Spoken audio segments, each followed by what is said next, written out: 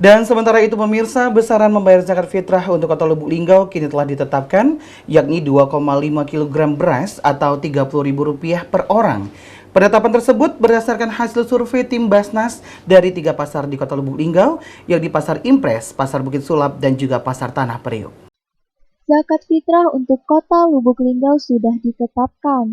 Untuk beras 2,5 kg atau diganti uang sebesar Rp30.000.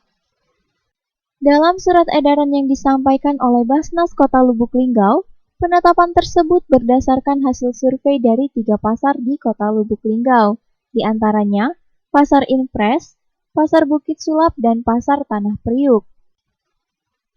Terkait dengan edaran tersebut, Ketua Majelis Ulama Indonesia sekaligus pimpinan Pondok Pesantren Mazroilah, Kiai Haji Syaiful Hadi Ma'afi menyampaikan agar masyarakat Lubuk Linggau jangan sampai tidak membayar zakat fitrah, karena menurutnya, jika tidak membayar zakat yang akan rugi adalah dirinya sendiri.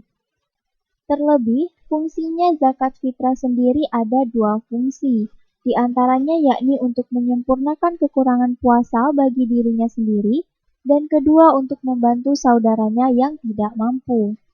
Insya Allah sudah.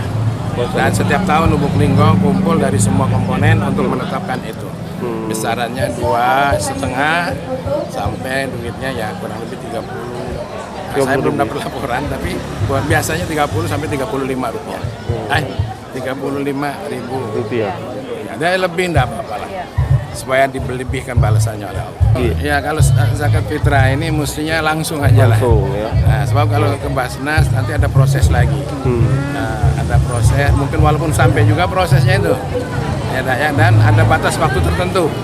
Sebelum sholat Id sudah selesai. Nah, sudah dibagikan. Jadi kalau dibagikannya ditunda-tunda, jadi bersih. Tim Liputan Silam Pari TV.